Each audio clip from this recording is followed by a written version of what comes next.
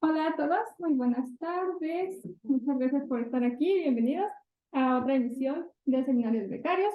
El día de hoy nos presenta Daniel Santana Quinteros con su proyecto Diabetia, un proyecto multidisciplinario en Michoacán. Y pues, con todos chicos. Muchas gracias.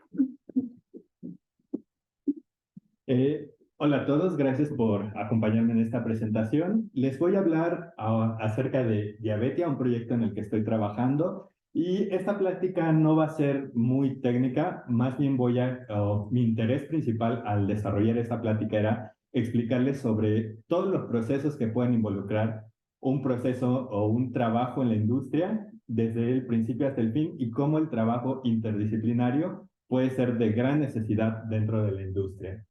Entonces, si pueden cambiar de lámina.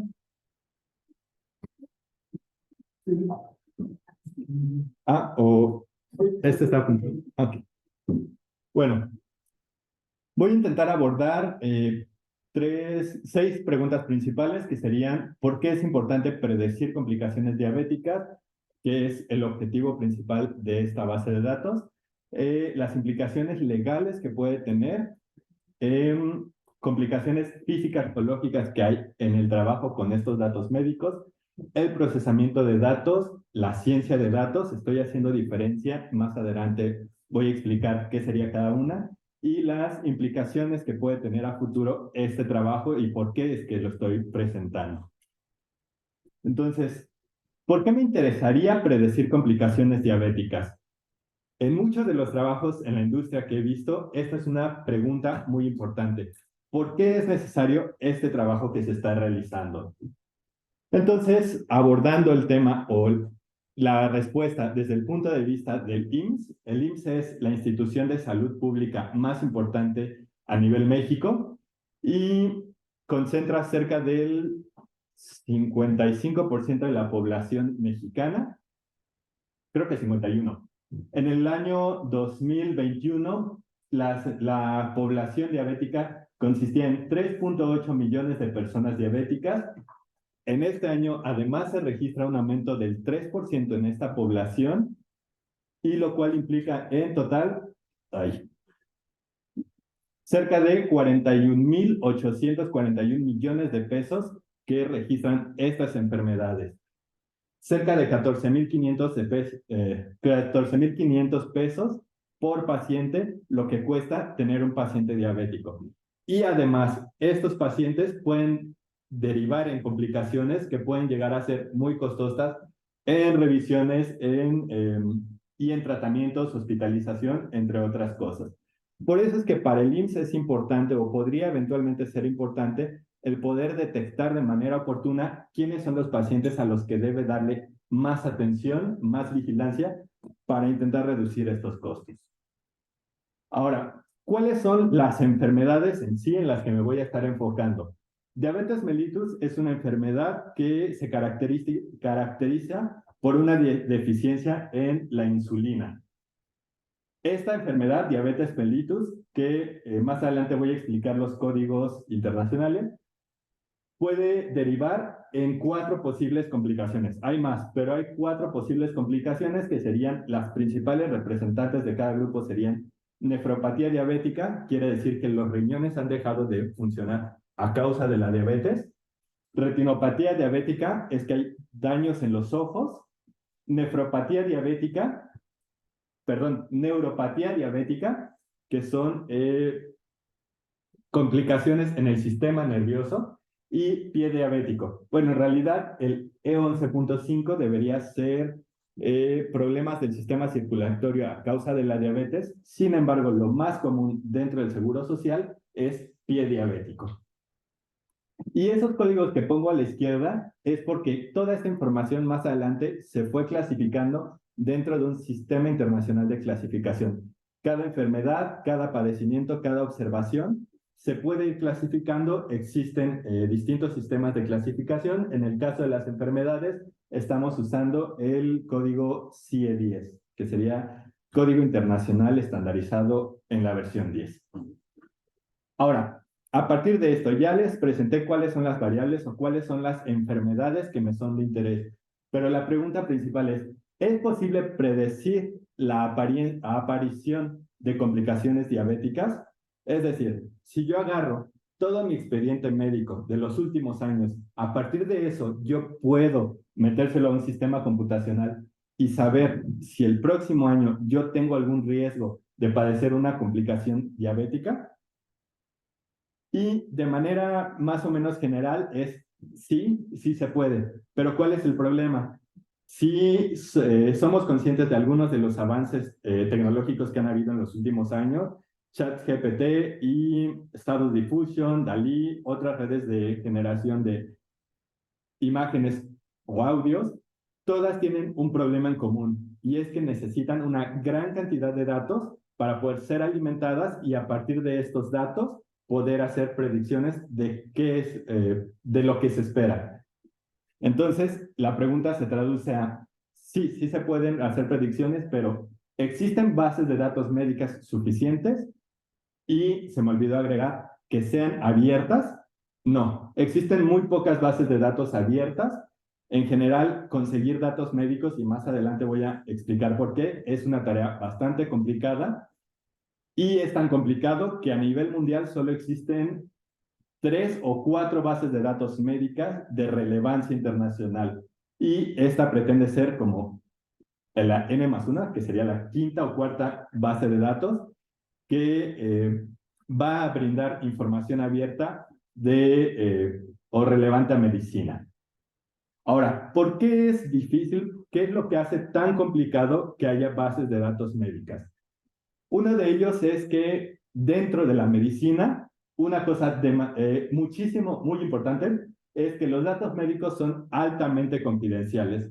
Todo mi historial médico es algo privado, algo mío, que debe ser protegido a toda costa. Entonces, cualquiera de estas bases de datos debe al menos garantizar que mi información es desidentificada. Es decir, que estadísticamente es muy difícil que alguien teniendo acceso a estos datos pueda acceder a mi información e identificarme a mí.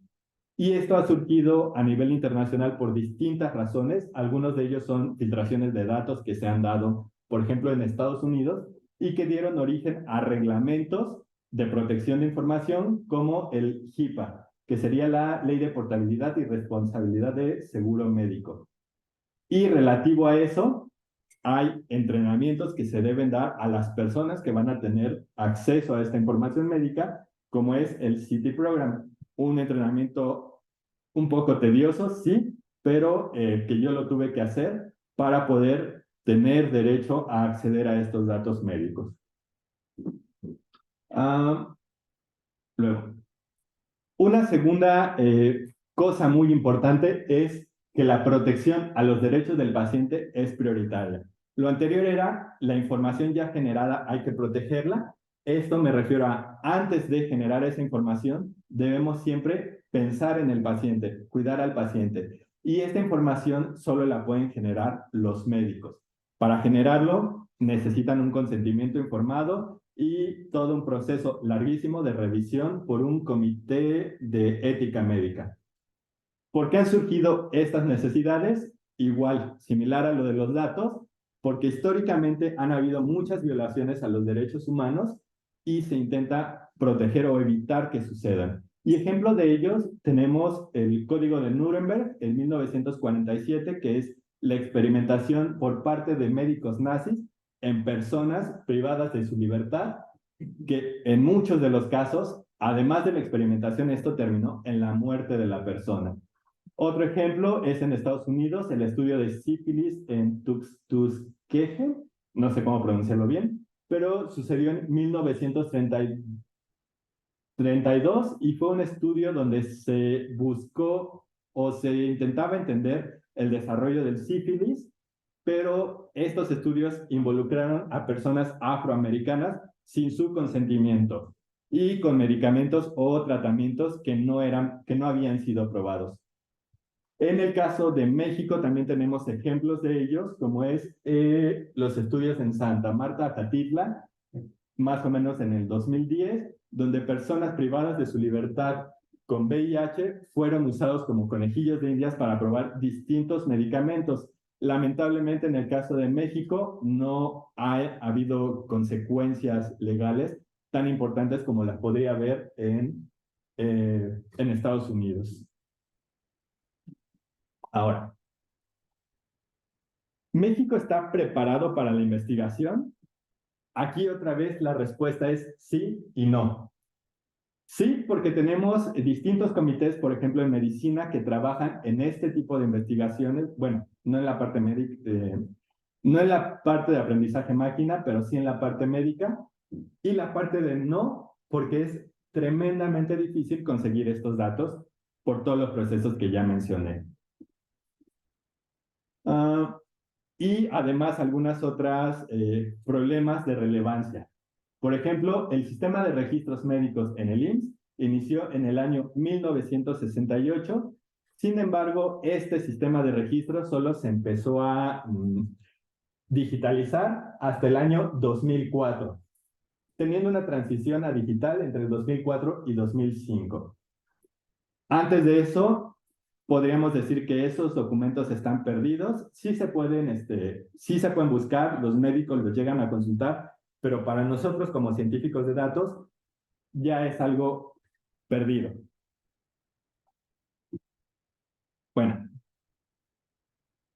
partiendo de esto de que del 2004 al presente sí hay información en sistemas digitales, lo que estamos buscando es recuperar parte de esta información tomando en cuenta todos los aspectos legales necesarios para, a partir de ahí, brindar esta base de datos. Entonces, repito, se llevó toda esta información a un comité de ética y se hicieron distintas observaciones para permitir la aprobación de estos datos. Son datos que corresponden aquí a Michoacán, me parece que son 3 clínicas de atención primaria. Y bueno, hago un énfasis aquí o una distinción. En México, bueno, en el nivel mundial me parece que son 4 niveles de atención médica que se pueden dar. Creo que el último es puramente de investigación. México tenemos los primeros 3 niveles. El primer contacto, que serían las clínicas que conocemos, a donde vamos con nuestro médico familiar, y a partir de ahí es que escalarían a los centros de especialidad y alta especialidad. Entonces, los aprobados aquí son únicamente clínicas de primer nivel. Un segundo problema es que cada sistema tiene su propio registro digital, entonces no son compatibles entre sí, por eso es que solo hay de Michoacán y de primer nivel. Ahora, toda la información que se tiene de esas 3 clínicas son alrededor de 2.250.994 pacientes, pero por todas estas observaciones de los comités médicos, se tuvieron que ir reduciendo 500,000 porque hay pacientes duplicados, 400,000 porque sus fechas de nacimiento corresponden a menores de edad, 800,000 porque tienen menos de 2 consultas, 47,000 se van porque corresponden a mujeres en embarazo o se me fue el nombre. Bueno, condiciones relativas al embarazo, y 200,000 porque tienen menos de 3 años de seguimiento. Al finalizar todo este proceso, todo esto se quedó con 142,000 pacientes. Diabetia, ese es el conjunto de datos que tiene para realizar las predicciones y para brindar esta base de datos abierta. Ahora, esta es la cantidad de datos que tenemos y ahora sí voy a empezar a mencionar la parte que mencioné de ser multidisciplinario. Los datos ahí existen, pero todavía no se pueden trabajar. Los datos están sucios o desordenados.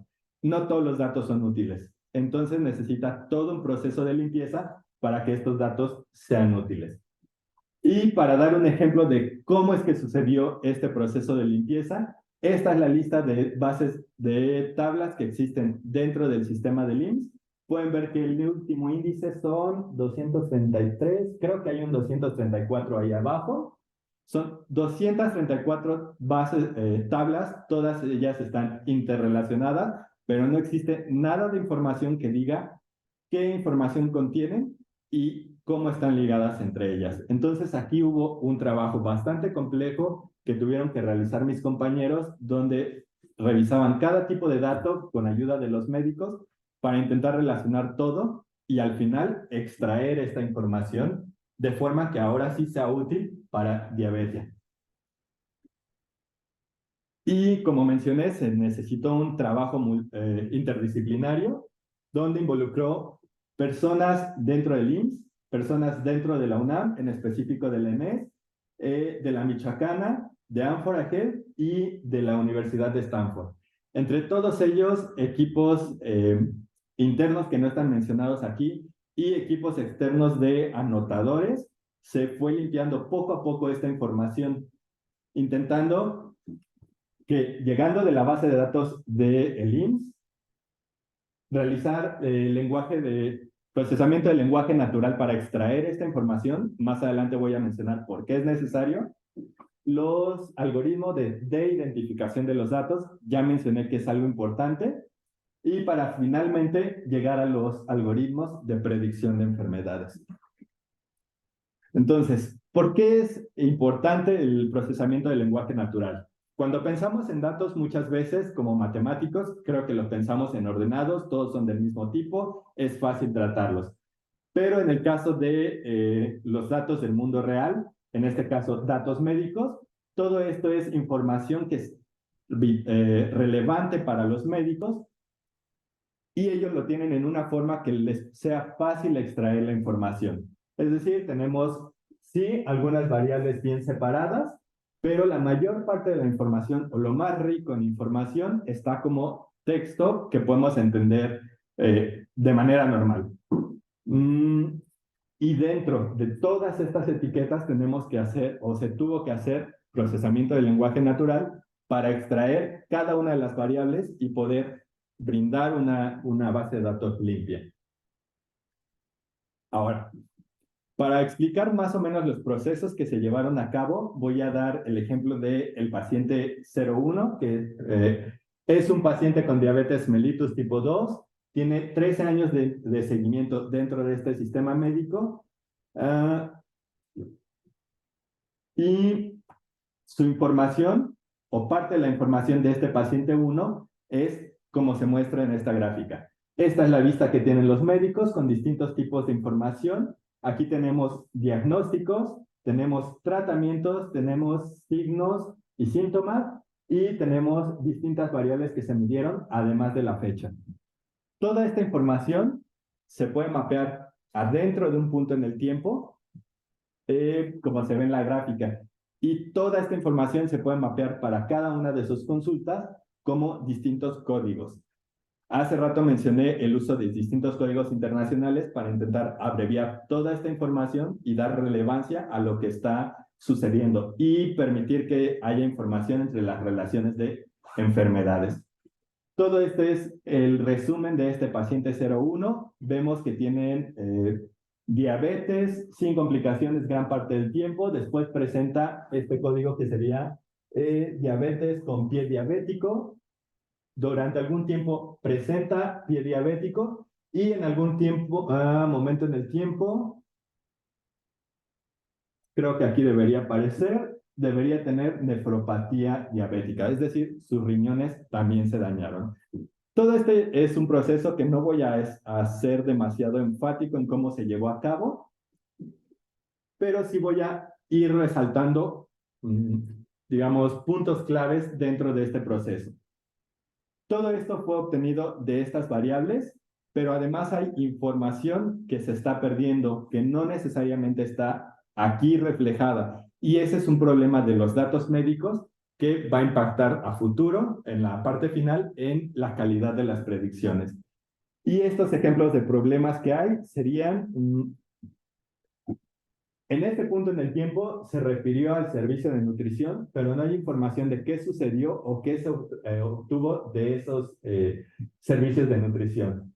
En este punto se da un ajuste de medicamentos y se refirió a un segundo nivel de cuidado, a un hospital de especialidad. Sin embargo, no hay información que se pueda recuperar dentro de ese hospital de especialidad.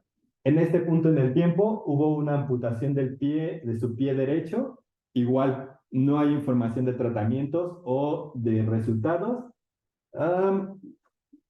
Déjenme ver qué era ahí.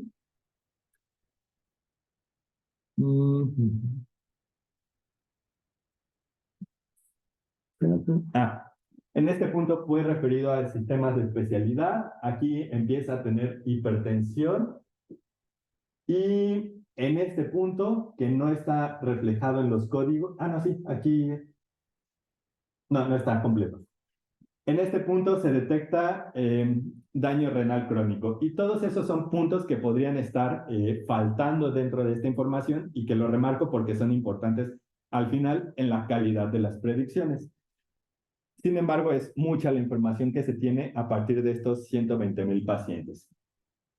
Ahora, todo eso, no voy a enfocarme mucho en esto, se tuvo que hacer etiquetado y procesamiento del lenguaje natural para extraer fechas, mediciones, variables y distinta información de forma que podamos esta línea de tiempo irla llenando lo mejor que se pueda. A partir de todo este proceso de etiquetado de datos, se pueden recuperar variables, por ejemplo, la glucosa, que es muy importante en pacientes diabéticos. Podemos ver que hay evoluciones de glucosa, aunque no tenemos mucha resolución en este caso de la glucosa. Hay otras variables como el índice de masa corporal que se puede recuperar de manera más sencilla, porque cada vez que se va a consulta de primer nivel, se toman mediciones de altura y peso. Entonces, hay información mucho más rica en cuanto a índices de masa corporal. Presión arterial es otra variable que se mide, bueno, teóricamente se mide mucho, sin embargo, aquí la dejo para reflexión de que hay muchos casos donde aunque la variable existe, esta variable fue llenada con información basura o información, digamos, para llenar rápido este expediente. Es decir, 120/80 es la presión normal de una persona sana, y esta persona durante todo este tiempo presenta una tensión arterial perfecta, pero en la práctica esos datos fueron llenados a mano solo para dar una atención más rápida. Aquí podemos ver otro ejemplo de esto mismo, de este mismo paciente. Durante todo este periodo podemos ver presiones arteriales bastante sanas y bastante constantes, pero podemos ver que aquí tiene un diagnóstico de hipertensión, aquí se le empiezan a dar medicamentos antihipertensivos, hipertensivos, y durante este periodo tiene presión arterial controlada.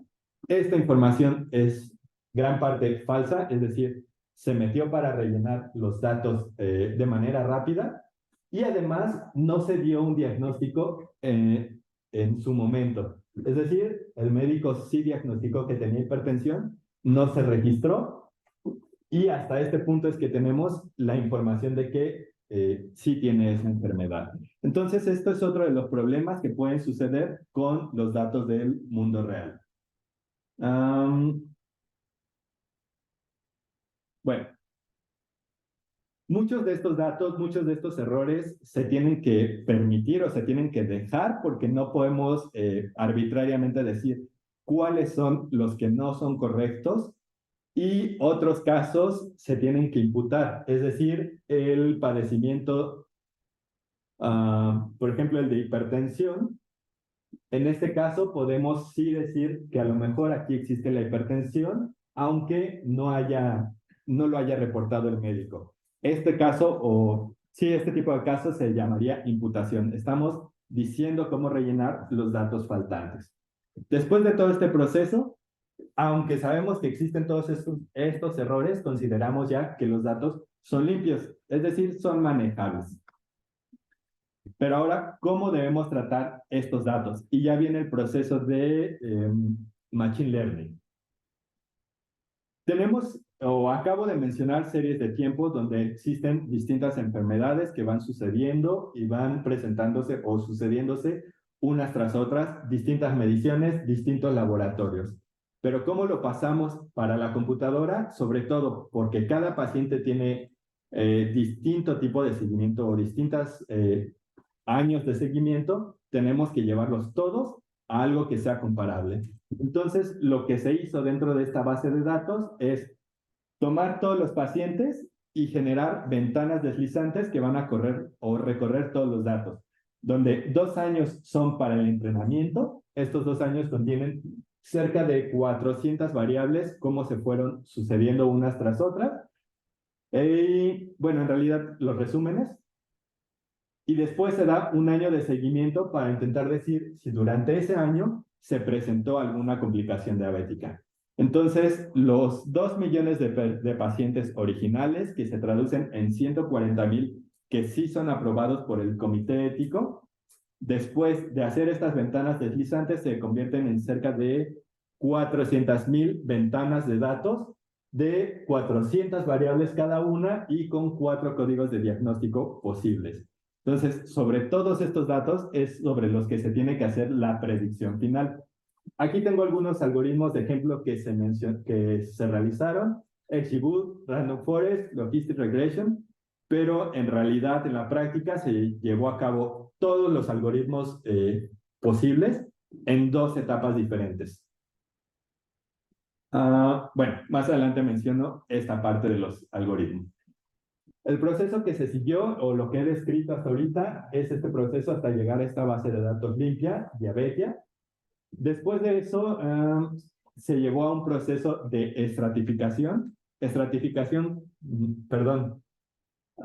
de estratificación y separación de los datos.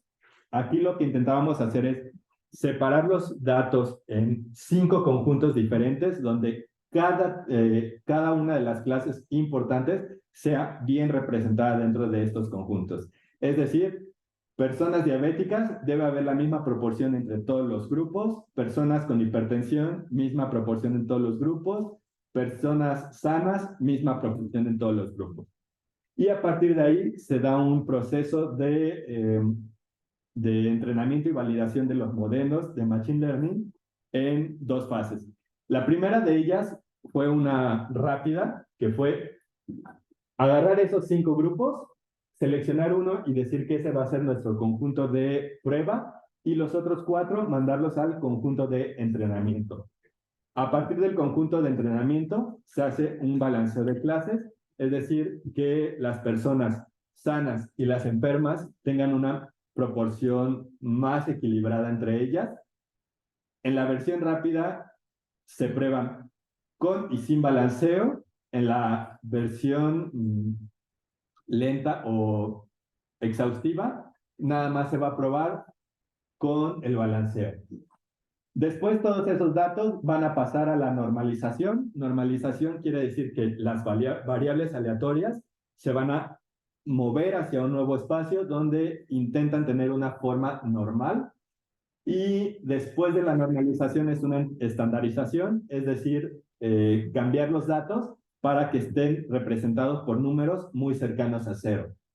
Tras ese proceso de normalización y estandarización, hay un proceso de selección de variables. Existen distintos procesos que se probaron. Algunos de ellos son con conocimiento médico, otros de ellos fueron algoritmos de selección por medio de la computadora. Y finalmente se lleva al entrenamiento del modelo. Prácticamente probé todos los modelos posibles de sklearn en esta exploración rápida. Finalmente, ya que se probó con el conjunto de entrenamiento, todos estos datos pasan a la predicción, pero solo con el conjunto de pruebas. Un conjunto que nuestros datos no han visto, y entonces intentamos evaluar qué también podemos predecir los datos que no conocemos. Eso se lleva a una validación del modelo. Aquí termina la versión rápida de este algoritmo, y los mejores algoritmos, los que dieron mejores resultados, se pasaron a una revisión exhaustiva, donde ahora se va a cambiar el conjunto de prueba, probando entre las 5 combinaciones posibles, para al final llevar a una evaluación final del modelo. Esa evaluación final lo que intenta detectar es que también podemos realizar la predicción de datos a pesar de o independientemente de cuál fue el conjunto de prueba que hemos seleccionado. Todo ese proceso, que además fueron muchas horas de evaluación, se puede resumir en esta tabla. Los resaltados en color verde son los modelos que, digamos, fueron seleccionados por expertos o manualmente en distintas versiones. Son los que próximamente se van a reportar en el artículo de Diabetia. Y en la parte blanca son los que mejores resultados tuvieron dentro de todas estas evaluaciones. Y esta lista crece como a cerca de 100 y algo pruebas. Algo que se puede observar dentro de estos datos es que los algoritmos de Naive-Bayes son los que están destacando entre los primeros lugares. Y es algo que no nos esperábamos al principio, no era lo que queríamos, buscábamos que alguno de los algoritmos tradicionales de Machine Learning tuviera mejores resultados. Sin embargo, para este caso específico, los algoritmos de Naive-Bayes tuvieron mejores resultados. Analizando después por qué pudo haberse dado esto, puede ser, se debe a que Naive-Bayes sí considera las distribuciones, o más bien los desbalances de clases al entrenarse. Entonces, al tener consideración de los desbalances de clases, no tenemos que nosotros hacer ajustes manuales aparte, sino que el algoritmo ya los toma en cuenta para obtener mejores predicciones y predicciones que tuvieron bastante buenos resultados. Luego, buscando más en la literatura, no es la única vez que se ha realizado algoritmos o que se han empleado algoritmos de este estilo para predecir enfermedades. También en el caso de la influenza en Estados Unidos, dentro de Pensilvania, en el municipio de Allegheny County, bueno, condado de Allegheny, ahí ellos desarrollaron en conjunto con la Universidad de Pensilvania un algoritmo, es una red probabilística, donde a partir de ideas muy similares, ellos intentan predecir dentro del primer contacto qué personas podrían tener influenza. Y esto porque necesitaban de la manera más eficiente posible detectar a las personas con influenza para iniciar el tratamiento. Y entonces la idea básica de este algoritmo basado en Bayes, o bueno, en probabilidades, es que si alguna persona llega reportando alguna de estas enfermedades o padecimientos, síntomas, por ejemplo, los estornudos, cianosis, que serían problemas, bueno, coloración azul en los labios, presentan fatiga, neumonía, tos, distintas cosas que puedan presentar. Cada uno de estos va a contribuir con cierto porcentaje a la probabilidad final de que tengan influenza. Entonces, fue interesante encontrarse esto, de que hay otros trabajos similares o bueno, que se pueden extrapolar basados en probabilidades y que dan buenos resultados comparados contra lo que esperábamos de los algoritmos tradicionales de Machine Learning. ¿Quiere decir esto que los algoritmos de Machine Learning no funcionan? No, solo quiere decir que los datos no están adecuadamente tratados para estos algoritmos. Bueno, en ese punto termina la parte de Diabetia o la base de datos. Próximamente esperemos que se pueda publicar el resumen de toda esta información, pero ¿qué implicaciones puede tener a futuro este trabajo que se realizó? Bueno, a futuro, una de las implicaciones, y que de hecho mencioné al principio, es que esta base de datos pretende ser, desde México, una de las bases de datos más importantes en cuanto a extensión o a cantidad de datos en medicina a nivel mundial. Abre el camino para nuevos estudios en México dentro de ciencia de datos y machine learning. Brinda nuevos argumentos para el diálogo, prevención y corrección de salud. Esto seguramente en México será algo a muy largo plazo, pero podría ser que esto en las siguientes etapas del trabajo pueda abrir las puertas a esos diálogos y sobre todo que este conocimiento es extrapolable a otras áreas de la medicina. Y aquí abordo un poquito en por qué elegí presentar este trabajo. Y es porque el trabajo de doctorado que yo pretendo presentar, una parte va a ser extrapolar esta información a bases de datos médicas para la predicción de anemia de Fanconi, entre otras enfermedades medulares. Y bueno, con esto concluyo mi presentación.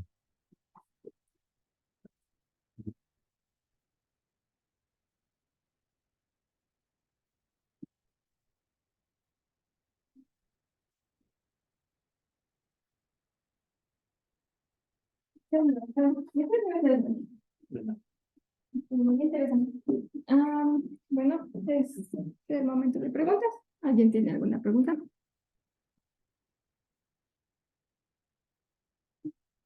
Este, el hecho de que haya implementado con todos los algoritmos que conocían, ¿era una medida desesperada? ¿Era porque tenían demasiado equipo y tenían muchas personas a quien poner a trabajar?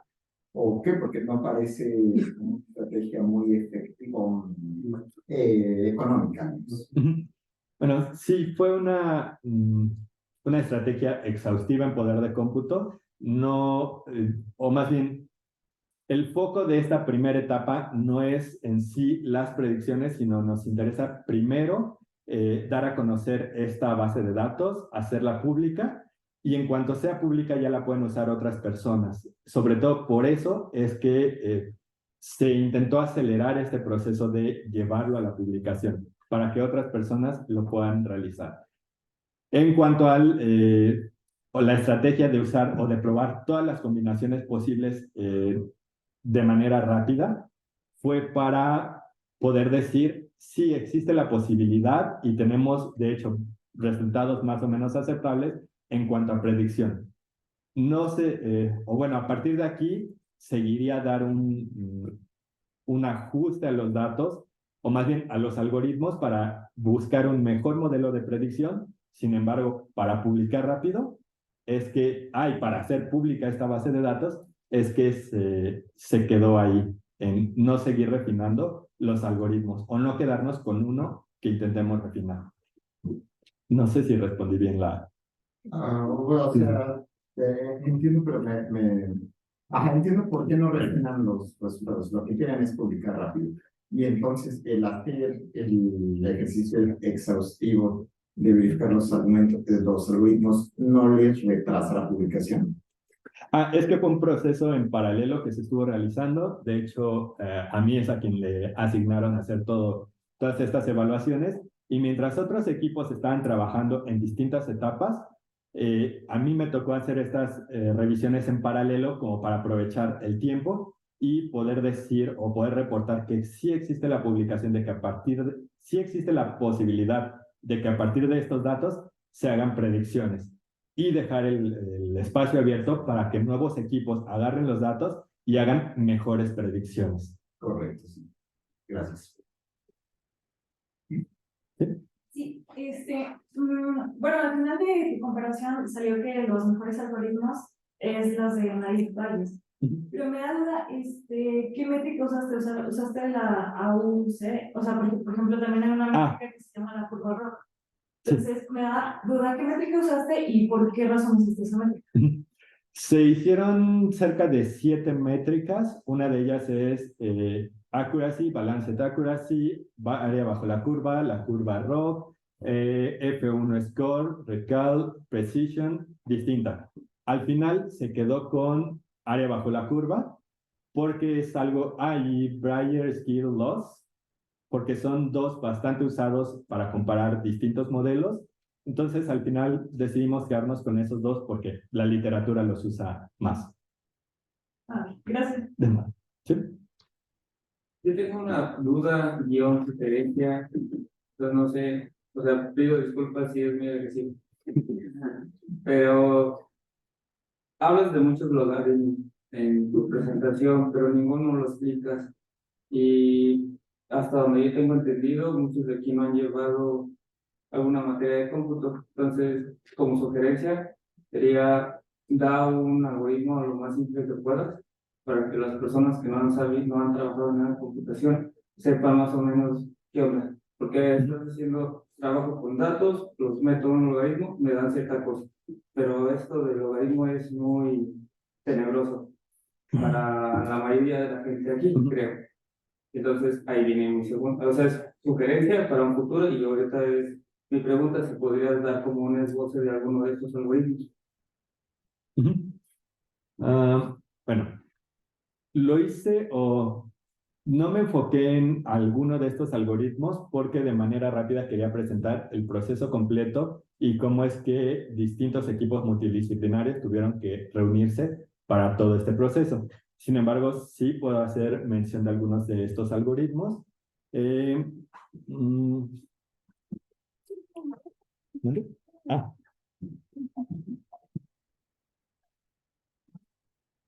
Ah. Material extra. Ah, me interesa. Ahorita te lo mando.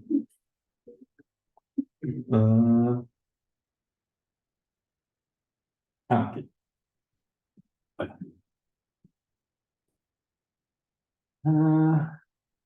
Voy a mencionar de manera rápida Random Forest y árboles de decisión. ¿Qué serían? ¿Sí? No. Selecciono estos dos para mencionarlos ahorita porque serían como las dos ideas intuitivas más fáciles de tratar. Random Forest, bueno, ya estamos más o menos familiarizados con un árbol. Pensemos en árboles binarios donde puedes irte hacia dos opciones. ¿Hay o no hay algo? ¿Sí? Entonces, Random Forest, perdón, árboles de decisión, lo que intenta hacer es agarra una de estas 400 variables, establece una condición sobre esas 400 variables. Por ejemplo, glucosa. No recuerdo los rangos normales, pero supongamos que el rango normal era 120. Entonces, la condición que vamos a establecer sobre la glucosa es, ¿tiene glucosa por encima de 120? ¿Sí o no? Si sí, te estás yendo hacia un lado del árbol. Si no, te estás yendo hacia el otro lado del árbol. Y así vas creando nuevas y nuevas ramas, tantos niveles como quieras, y vas agarrando variables aleatorias o bajo alguna estrategia que tú quieras. Una vez que has creado el árbol como tú lo querías, o de alguna forma que te sea útil, agarras todos los extremos, todas las hojas, y dices, esta hoja, ¿qué es lo más probable? ¿Tiene la enfermedad o no tiene la enfermedad? Entonces, le asignas. Esa hoja va a tener esta complicación, estas hojas no. Entonces empiezas a crear caminos de decisión a partir de estos árboles, que serían más o menos probabilísticos. O bueno, están basados en la probabilidad porque al final, y estando en la hoja, la probabilidad te dice qué es lo más probable. ¿Tiene o no esa complicación? Una segunda versión o una extensión de estos árboles de decisión sería Random Forest. Lo que mencioné es agarra aleatoriamente, que sería una estrategia más o menos rápida de implementar, agarra aleatoriamente distintas variables de estas y les estableciste una condición. Ahora, en Random Forest vas a hacer esto con muchos árboles.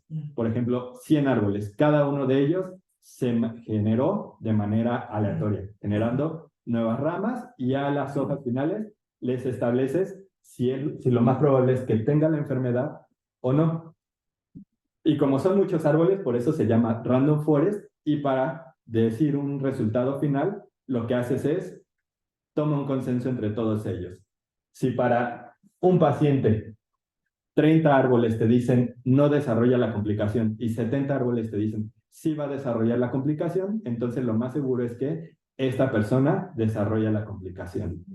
Esta es una forma de entender este algoritmo de Random Forest. Obvié algunas cosas por rápido, pero más o menos ese sería como el concepto general de Random Forest. XGBoost. Y bueno, creo que esos son los dos más sencillos que puedo explicar en este momento. Hay varios más, pero creo que me revolvería un poco al momento de explicar. Gracias. De nada. ¿Alguna otra duda? En la limpieza de datos veo que pues, necesitaron el trabajo así multidisciplinario con los médicos. También en el análisis predictivo ¿En esta parte? sería así. Sí. Y si en general en ese proyecto en otros con pues, con la experiencia que tiene, en general el costo del tiempo y trabajo es mayor en limpiar los datos. Sí, un proceso de limpieza de datos en general se considera que lleva alrededor del 80% del tiempo de un científico de datos. Entonces es como el proceso que más consume en tiempo y también en recursos humanos. Y de lo que mencionabas, un momentito, de si también en el proceso de la predicción se requirieron de los equipos multidisciplinarios, sí. En la selección de variables, ahí se tomó el apoyo de médicos que estuvieron en contacto con nosotros para explicarnos las relevancias de distintas variables y para elegir las variables que ellos consideraban que serían de mayor relevancia médica. Y una vez que ellos eligieron esas variables, a partir de eso realizamos los procesos de predicción. ¿Y por qué es importante eso? Dentro del algoritmo, con todos los datos son 400 variables. Los datos son 400 variables, pero si estamos en el consultorio, estas 400 variables es difícil que el médico las colecte en ese momento. Entonces, si tenemos colaboración con los médicos para decir cuáles son las variables más importantes, que sería este modelo de aquí, Expert 21, los médicos eligieron 21 variables que consideran que son las más relevantes y a partir de estas se desarrolla un modelo de predicción que no salió tan mal. Bueno, pierde un 2% de calidad, pero ya es mucho más manejable en consulta. Incluso con 21 variables es algo que el médico puede llevar en papel y hacer una predicción al final, nada más teniendo pluma y papel. Entonces, sí, la colaboración multidisciplinaria es útil de principio a fin. ¿Alguna pregunta? En su experiencia, ¿por qué resultaron siendo mejor los modelos probabilísticos que los de Machine Learning? O sea, pregunta así como que siente que le falta más desarrollar la teoría del Machine Learning para ese tipo de cosas. Siento que bueno, hay distintas posibles soluciones, todas, o más bien posibles respuestas, todas tienen algo de verdad. Si tuviéramos más datos, las predicciones podrían ser confiables, por un lado. Si los datos supiéramos cómo limpiarlos adecuadamente y dejarlos listos para un algoritmo en particular, eso también podría mejorar la predicción. Por ejemplo, las redes neuronales pueden considerar la opción de que algunas variables no las conozcamos y otras sí, pero esta es información que no se le dio a la red neuronal, solo se tomó, digamos, una red genérica. Y eso también contribuyó a que las redes neuronales fueran de los peores algoritmos en este caso. Pero si los datos se pudieran adecuar o seleccionar adecuadamente antes del entrenamiento, mejorarían los procesos de predicción. O sea, se enfocó más en el tratamiento de los datos que digamos, como analizar el problema inverso, ¿no? Como mejoremos los resultados con respecto a los algoritmos. Sí, pero no, porque lo que entiendo del Machine Learning es como que va a sonar brusco, pero es como invertir una matriz. O sea, lo que busca es rellenar ahí una matriz o quitarle cosas y luego invertirla para tener condiciones suficientes y necesarias. Pero como que nadie piensa, o bueno, lo que yo he visto nadie piensa es como en refinar los resultados con respecto a las matemáticas para trabajar en eso. Y sí, es complicado, no lo digo. Cuando usted analiza máquinas de soporte vectorial, usted busca que las variables estén lo menos correlacionadas posibles para que la matriz esté llena de ceros o resultados cercanos al cero y usar, ya que es de las cuestiones, buscar que sí, o sea, por medio de tratamiento, sí, o sea, todo resulte ser bonito y que una matriz resulte ser invertible más adelante. Pero en este caso, como hay cosas como que no están muy relacionadas con sí, o sea, cosas de enfermedades, ¿no? Si usted mide tanto y más encima es de cierta etnia, vive en tal lugar, o sea, es muy poca relación entre las variables, o bueno, tal vez haya mucha relación, ese es el problema, ¿no? Sí, de hecho es un poco complejo esa última parte que mencionas. ¿Qué cosas sí están relacionadas y qué cosas no? Por ejemplo, diabetes está muy relacionada con los niveles de glucosa, pero si la persona ya es diabética y empieza a controlar su glucosa, entonces puede llegar a valores que serían más aceptables y aún así tener la enfermedad. Entonces, hay cosas que están fuertemente correlacionadas, otras cosas que no están tan fuertemente correlacionadas y a priori no sabemos cuáles sí están correlacionadas con cuáles. Entonces, es un poquito difícil intentar a partir de conocimiento extraer esas relaciones. Entonces, la idea en estos de Machine Learning es métele gran cantidad de datos, intenta encontrar la mejor predicción, aunque no sea la real, pero intenta lo mejor, lo que más se parezca a predecir todos tus datos en conjunto y entonces asume que esa podría ser la mejor predicción, aunque haya muchas cosas que matemáticamente se hayan perdido en el camino. Pero las grandes cantidades de datos es lo que intenta como corregir esas pérdidas que hay en el proceso.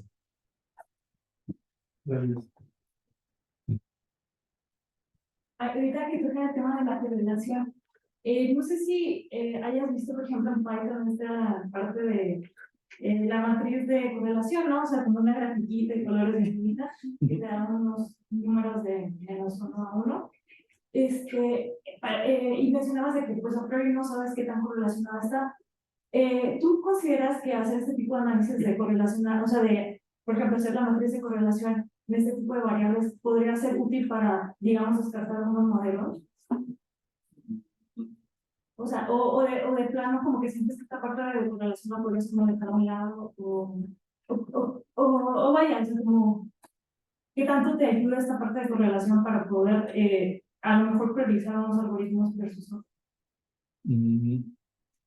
Creo que sí podría ser útil para mejorar algunos algoritmos o para seleccionar qué cosas le estás brindando al modelo. De hecho, sí se tomó en cuenta, aunque no aparece. Sí. ¿C cuadrada? Ok. Omitiré este chi cuadrada, porque siempre he tenido problemas para recordar bien cómo funciona. Pero sí, se podrían meter en distintas etapas análisis de la correlación entre las variables. Por ejemplo, en la etapa de selección de características, una adecuada selección de variables podría mejorar los procesos y entre más conocimiento tengas o mejor sepas aplicar tus conocimientos para hacer una mejor predicción de variables, puede las etapas siguientes mejorarlas. Y había otra parte donde se podía meter. No, principalmente en la selección de variables es donde tú puedes meter esta información para seleccionar cuáles son las que te serían de mayor utilidad y esas pasárselas al modelo. Aunque no todos los algoritmos se benefician de esto. Por ejemplo, seleccionar parámetros con chi cuadrada, el quadratic discriminant sí se benefició, la mayoría de los algoritmos no se beneficiaron. Entonces, depende un poco del algoritmo que se esté usando, si meterle información extra ayuda o no. O qué información extra deberías meterle. Gracias. De nada. ¿Alguien más? Me parece que no, pues de nuevo demos un aplauso a Daniel por su presentación.